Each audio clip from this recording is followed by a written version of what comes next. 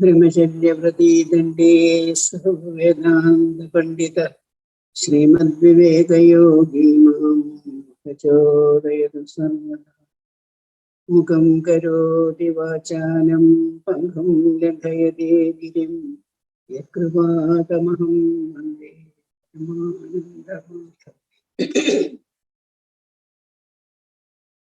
Namaste to all of you.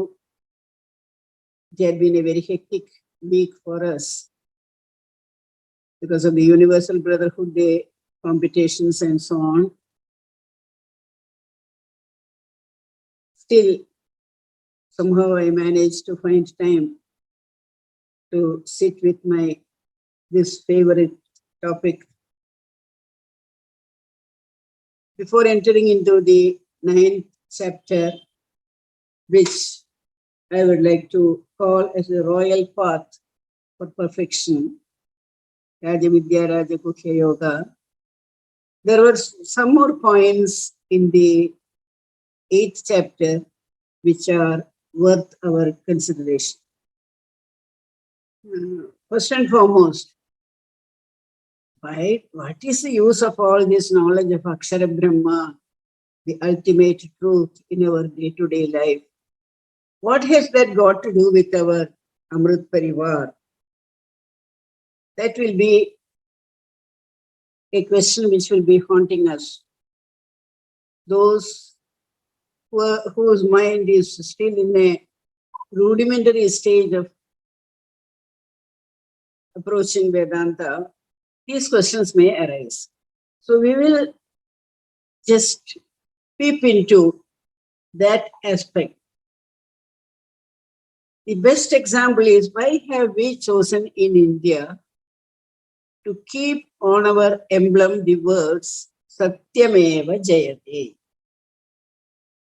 If you ask today's parents, Satyameva Jayate, what does it mean?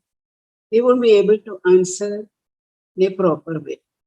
They may say some casual, you are my son, cow gives milk, tree gives fruits, some such slight things.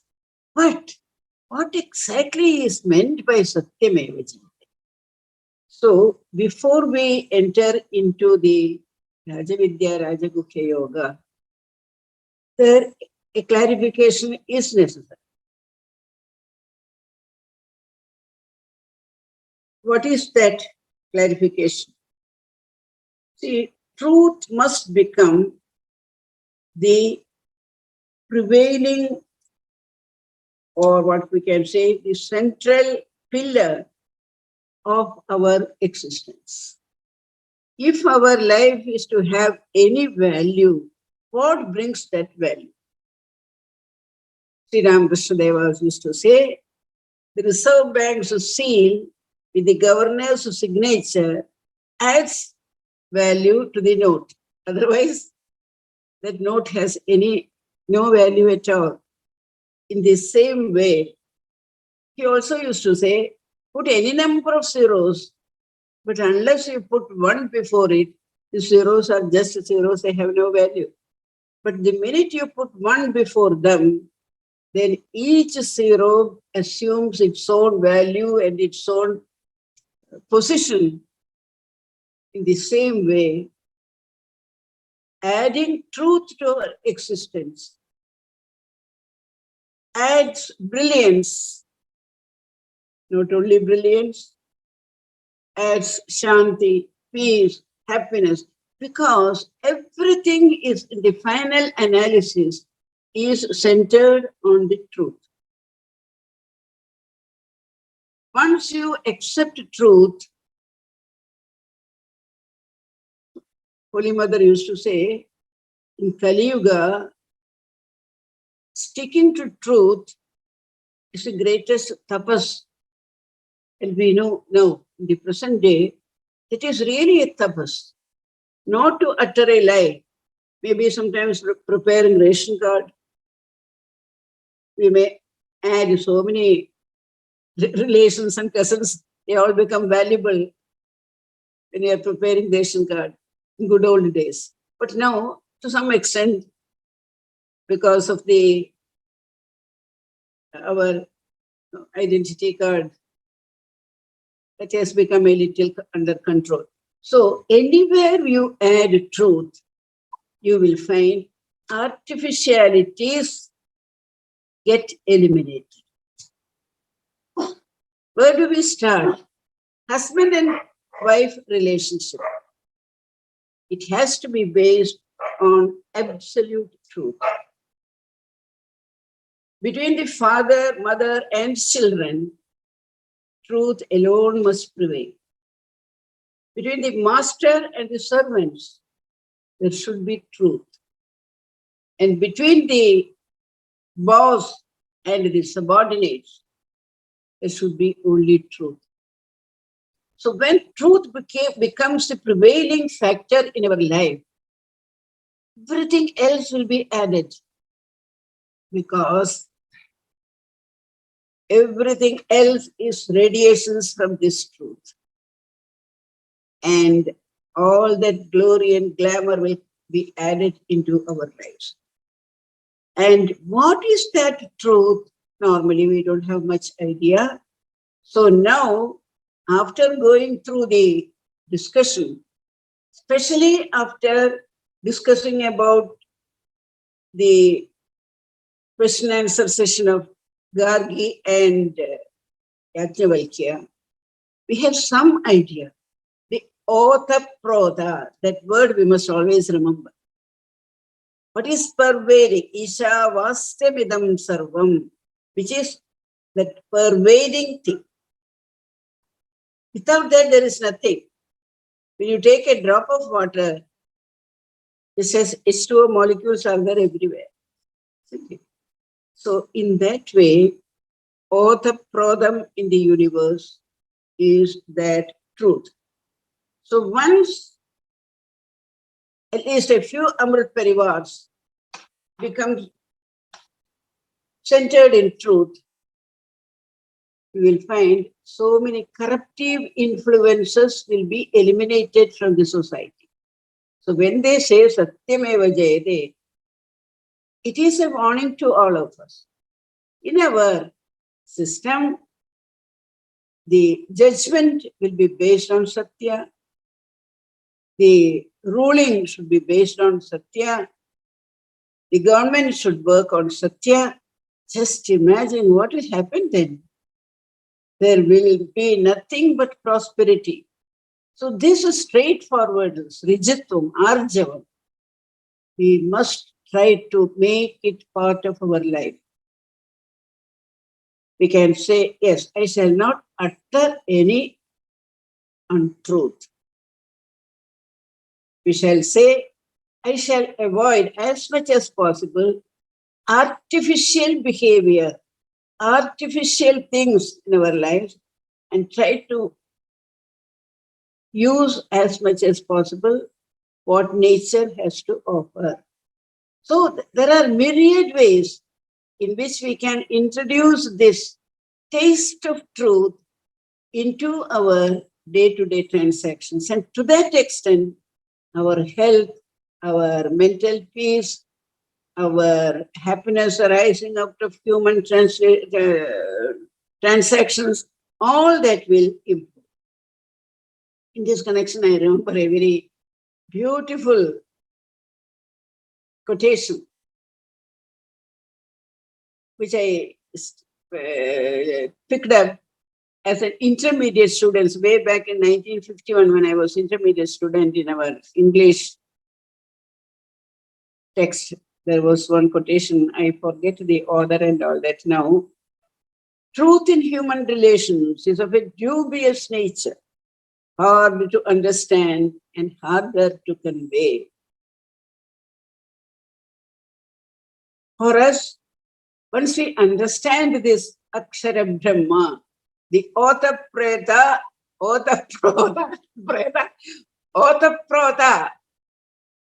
tradition of the truth, it is not difficult to bring it into all our transactions. So remember, that is a significance, because Sri Krishna wanted Arjuna to get rid of all the misapprehensions and misunderstandings from his mind.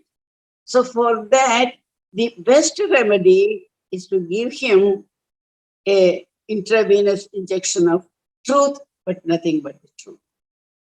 So Arjuna should know, and we know how the Mahabharata war, even Yudhishthira, I believe Yudhishthira's chariot never used to touch the earth. But from the time he uttered that half untruth that Kunjara Ashwatthama died, it came down onto the earth. Therefore, it should be our effort to make truth part of our lifestyle and make that as a tapas. Amrit Parivar should be the starting point for all that. We shall experiment it within our family, and from there it start percolating. See, for example, a master-servant relationship in our homes, they are totally based on truth. Those servants will be so happy. They will become more and more dedicated to us. Truth and sacrifice will enter into their behavior. They will become happier. They will be at peace, more and more at peace. Slowly, slowly, their karma will become karma yoga. So it is a chain reaction. The truth is such a beautiful medicine which our forefathers have discovered as the element existing in this whole universe, or the prota. For us, it is not at all difficult to understand it, absorb it, and make it part of our lifestyle. And that should be our effort. Before we pass on to the next chapter, Sri Krishna gives here, like when you get into a car and goes to a new place, the Google uncle will start showing us the directions for our destination. In the same way, in this chapter, Sri Krishna gives, in answer to Arjuna's question, what will happen to the jiva when he comes to this stage of understanding, how it will move further and further into higher realms. So in that way, Sri Krishna gives a very beautiful map of the movement of the jiva,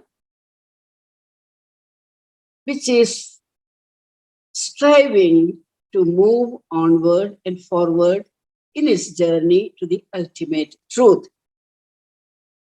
So a yogic life, well lived, centered in Satya and Dharma, will go through very, very positive channels and then reach its final destination. In this connection, see, we must remember, in our old families, when we know our father or grandfather or granduncle, he is about to die, we will all be sitting near together, chanting some bhajans or Vishnu Sahasranama, Shiva Sahasranama, etc. So the man, even if he is unconscious, we hope and pray these vibrations of our prayers enter into him through his ears and may guide the jiva as it leaves the body.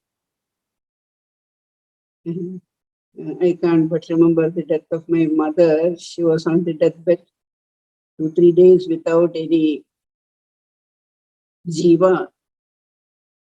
And everybody was suggesting this, that. The normal reaction is to take her to a hospital, put what we call today as the ventilator and things like that. But my mother has warned us, never do such things to me. So we dared not move her. And on the final day of departure, for 2-3 days, all the members, so many people were the family members. We were all chanting prayers and things like that. On the last evening, it was about 7:30, 8 o'clock or something, somebody suggested, see, mother was so fond of that particular prayer about Shiva of the Vaikam temple, Vaikattappa. In that, there is a line, few lines. Padiyaram kadan avide ettumbol. After you pass through the 6 steps, when you move forward, you shall reach the ultimate. We were chanting that, and when we came to this last stanza, we could just feel the jiva moving, and finally getting out of her body, and we hope it has gone to its destination. That's sort of a wonderful experience I had in my life. So we must bring that back. That is why I'm insisting on that. But these days, what happens is the children will be in America or England or Australia or wherever it is. When they heard the mother or father is dying in an old people's home or even at home, whatever it is, they would immediately contact some event management group to arrange for the beautiful death scene. They will come, they arrange this, they will keep the light here, this thing here, this and there. They will bring somebody who can read the Ramayana or whatever you want. They will be person to chant it and all that. They are ready to do. But the children may not be by the bedside, and the parents will die with broken hearts, not able to hear the voice of their children or the touch of their children, never getting the feeling of the love and affection from the children. So this mamata of love and attachment and the pain it has created in its absence, that luggage may remain heavy on the jiva. So in Amrit Parivar, we must make it a practice that such a thing doesn't happen. Even Sri Krishna tells Arjuna, Arjuna, there is only one way to reach me. Ma manusmara yudhyacha. Every time you must think of me and then do your work, whether it is war or peace or whatever it may be. And he also adds, then we may say, suppose some accident occurs and we don't remember it. So what he says, Tasmat sarveshu kaleshu mam anusmarayudhyacha. There should not be a moment in your life when this awareness is absent from you. So this Akshara Brahma awareness, that each and every cell in our body, each and every system in our body, each and every thought, word, and action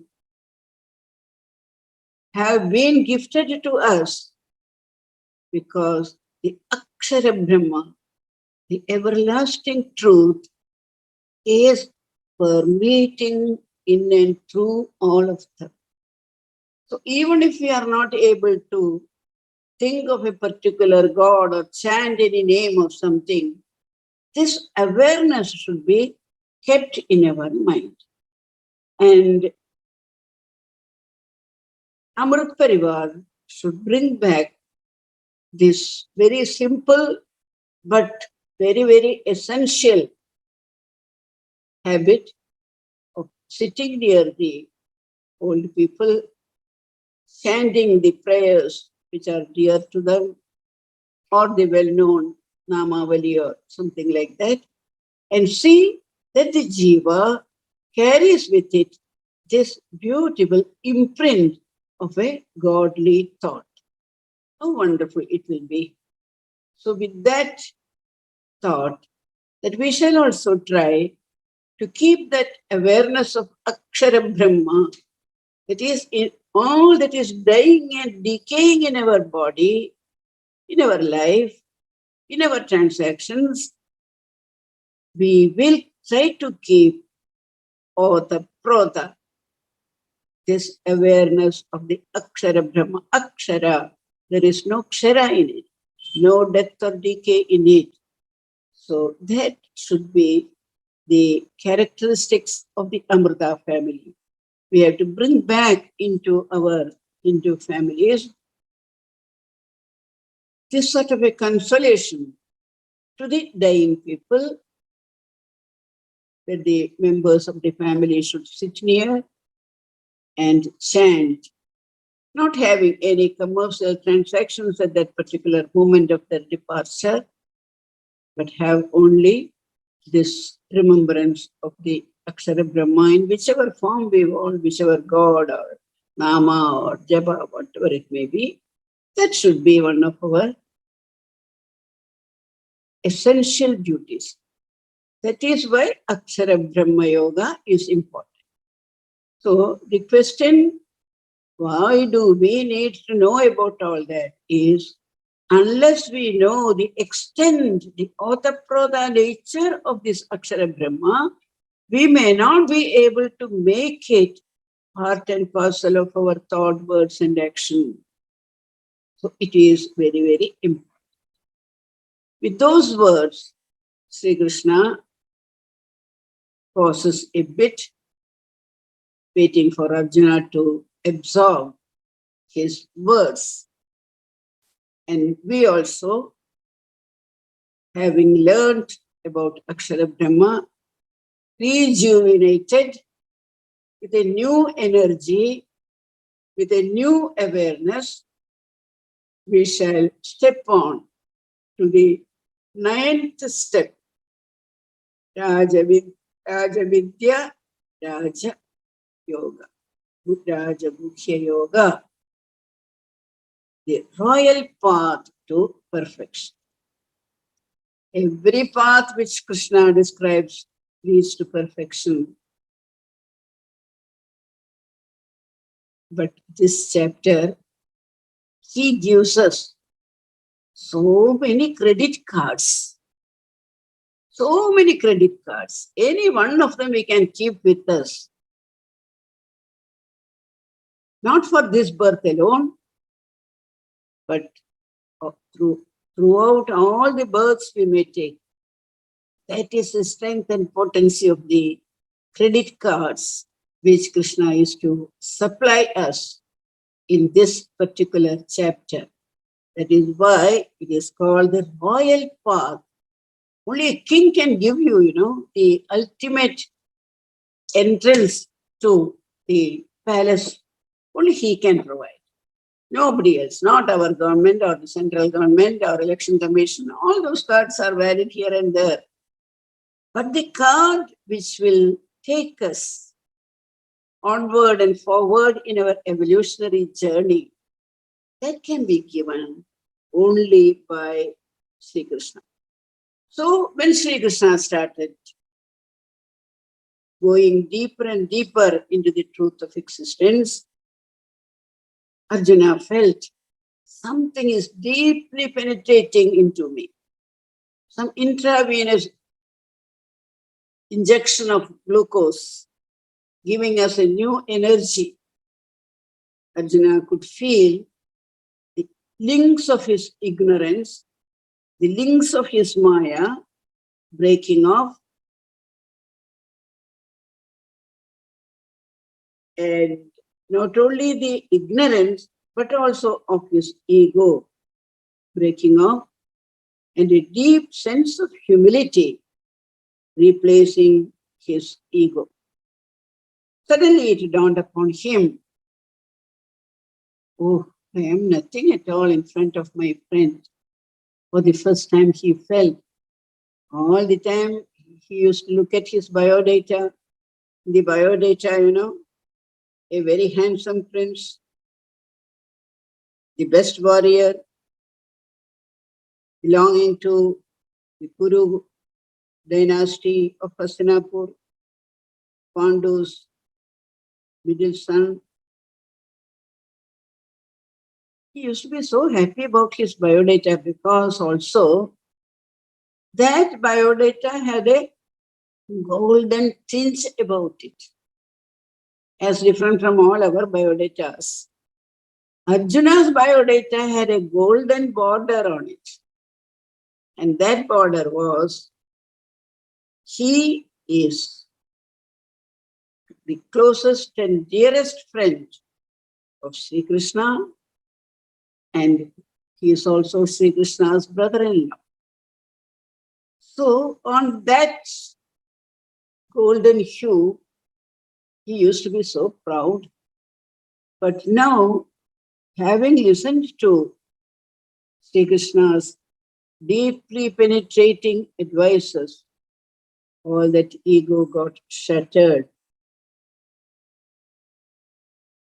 And from the feeling of a great warrior and a prince, he gets transformed first into a devotee of Sri Krishna.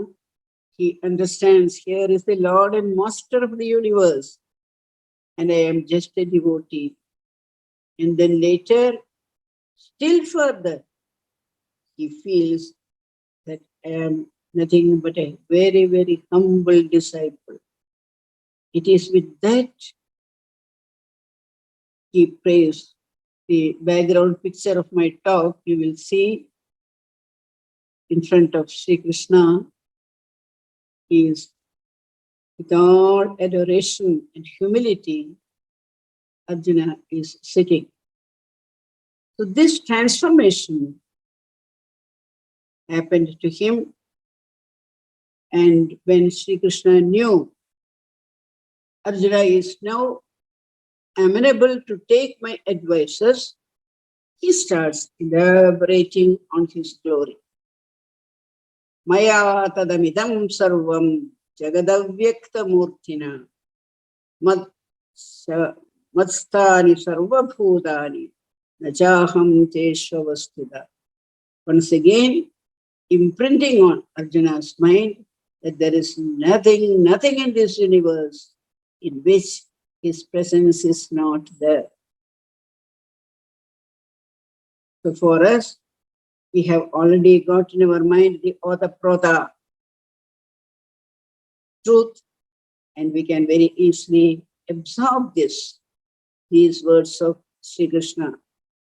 So the whole 9th chapter is to prepare Arjuna's mind towards the final realization of the oneness of the universe, the amazing vision of which will be revealed to him very, very shortly. Through highly inspiring and revealing expressions, Sri Krishna guides Arjuna into this very difficult path of leaving all the extraneous interests and concentrating only on this Akshara Brahma. Everywhere the stress is on unity in the diversity. He reveals to Arjuna that all the 5 elements work as per my direction and command. And because of that, every act of worship, every yajna, every oblation are nothing but reaching out to the ultimate truth. Relating him to the cosmic family as his own, Krishna reiterates that, Arjuna, you know, in my family, what is my position? I am the father, I am the grandfather also. Can we ever think of it? Father and grandfather becoming the one person? That is what Sri Krishna says, meaning, I am the father from which all this has come. But you go beyond seeking their origin, that also will reach up to me. Pitaham, Pitamaha, all are from me only, Arjuna. And When we hear this, we can immediately understand why from Vedic times, our great seers, when they offered the oblations, they went on adding, idam namama. There is nothing in this universe which belongs to us.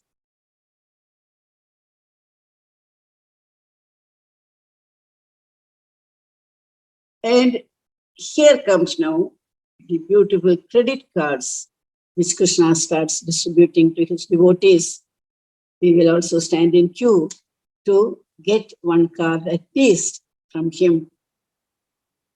Arjuna, because I am the father and the grandfather, you know how much I love my creation.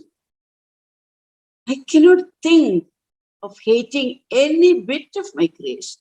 Everybody is dear to me, Arjuna.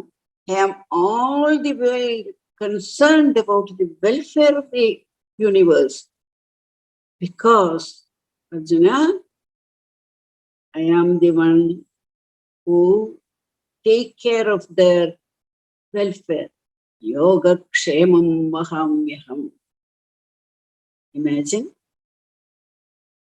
we are thinking it is our bank deposit, it is the love from our family members, or it is a power and position we get in the society which are taking care of us. No, no.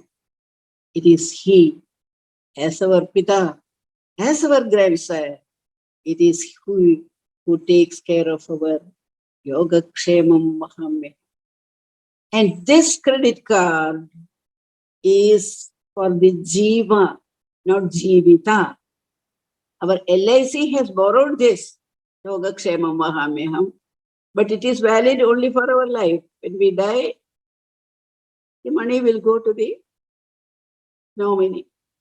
That is all. But Sri Krishna's Yoga Kshemam Mahamyam, which he has uttered, these words are eternal. Once we have been able to get that credit card by pleasing him, by developing our expansive awareness to include the entire macro family of his, we consider ourselves as his grandchildren, that he is our father and our grandfather. If that sort of a awareness can get into us, this credit card will always remain with us, and there is nothing for us to worry. As I always repeat, the whole government of the universe will be ever ready to protect you. There is only one condition, suppose, that we should accept him, not only as our Lord and Master, but as Pita and Pitama. Lord and Master will be some sort of an official relationship, but Pita Pitamaha, that is beyond words. Even dearer than the Pita is sometimes the Pitamaha. Our grandparents become sometimes dearer to us than the parents. So that is a love and affection which we should give to the God and make him feel that I am your child, I am your child. And that Yoga Kshemam Mahamyaham card will be ever remain with us. After saying this, Krishna doesn't stop. He emphasizes how he pervades the entire universe and how the whole universe abides within him. And because of that, every thought, word, and action, tapas, oblations, everything will go directly. It is what we can see, the speed post. Through the speed post, the minute awareness is there in us, our thoughts, our words, our oblations, our interactions, all of them will carry the seal of our love for Krishna, our awareness of the truth, and will be cleared. Therefore, Krishna says, always remember this in your mind, then you will never have any difficulties in life. Krishna doesn't stop there. He is in a mood of giving. He gave one card. He's not satisfied. I want to give more. You know, in that Gargi Maitreyi Yakyavalkya conversation which comes in Brihadaranyaka, once you start your Atma everywhere, one characteristic which you develop is the process of giving. You want to give. Anybody comes near you, you want to give something. Vivekananda's life we have seen. He sees a poor man, he will go inside, bring one dhoti and give it to him. He must share everything. So that Atmavat, when you see the other person, that giving becomes endless. So Sri Krishna is not happy giving us just one credit card. He searches his pocket. If there is anything more which I can give to my bhaktas, who are so full of austerities, so he gives another one. Name bhakta pranashyati. Wonderful indeed, isn't it? When he gets convinced of our total surrender, this credit card also is valid for any janmas we live through, provided this awareness is kept within us. So we have got two credit cards. First one is Yoga Kshemam Vahami. Yoga Kshemam has got two ingredients added to it, Yoga and Kshema. What you want to acquire things, I will take care of it and I will preserve it also, Yoga and Kshema. Here, whatever happens to you, there is no death or decay for you because I am there inside you. So, Name Bhakta Pranashyati. Finally, Sri Krishna reminds Arjuna that every being is ordained to live and work as per the rules and regulations set up by the Almighty. Therefore, he reminds Arjuna, in this birth, at this particular moment of time, your duty is to work for the restoration of dharma. That is my order, Arjuna. You cannot escape from it. Pragadiswam Diyakshasi. My Pragati will compel you to work, fight, and annihilate the enemies. This is a great teaching. We should be able to make practical in our lives. First and foremost, to fall in line with the Lord's injunction of a life centered in Satya and Dharma, and then earn the merit and be a worthy object of the special favor and his blessing. So long as our mind emits selfishness, ego, Lord's blessings cannot enter it. Once devoid of the ego, all the forces of the universe will start working in our favor and be our guides and protectors because they absorb us into their family. It is our ego and selfishness that kept us separate in any family. Exactly in any family. It is the ego and selfishness of the individual that separates him from the whole. Suppose he has no ego, no this thing, all the time thinking of sharing everything with the family, then he is accepted as the best member. The worldly relationships in a family, which we are considering as bondages, would themselves get transformed into guidelines or torchlights kept before us, helping us to release ourselves from these bondages and ascend to our eternal freedom. That is the duty or the reason for the Grihasthasrama. Grihasthasrama should help you to expand in your awareness and slowly move towards expanding it to be in touch with the totality of the existence. If there was no family, your emotions, everything will be so self-centered. To take you from out of this self-centeredness, the Grihasthasrama is the ideal upadhi, ideal instrument which can take us onward and forward.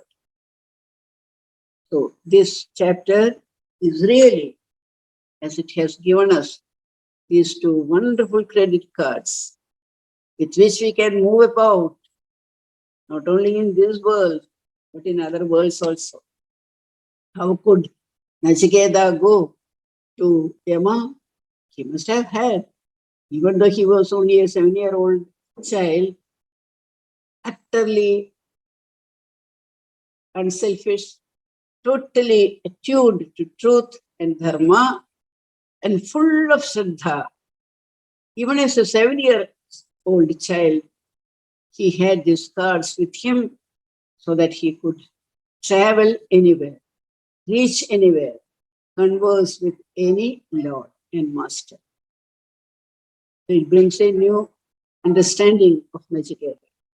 So let us once again try to pick up this Manigana from the 9th chapter and add it on to our Gita Japamala.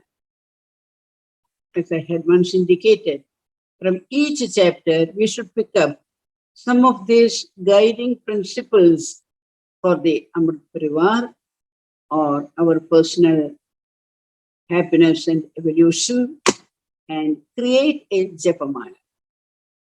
A Japamala, what is the duty of a Japamala? As you go on touching each money, each bead, it brings to your remembrance the Lord or the Master or the experience something, and that enlivens your mind again and again. In the same way, we will create a Gita Japamala and some beautiful additions to that. Ananyas chindayanto mam yejana paryupasate tesham nityabhiyuktanam yogakshemam vahamya.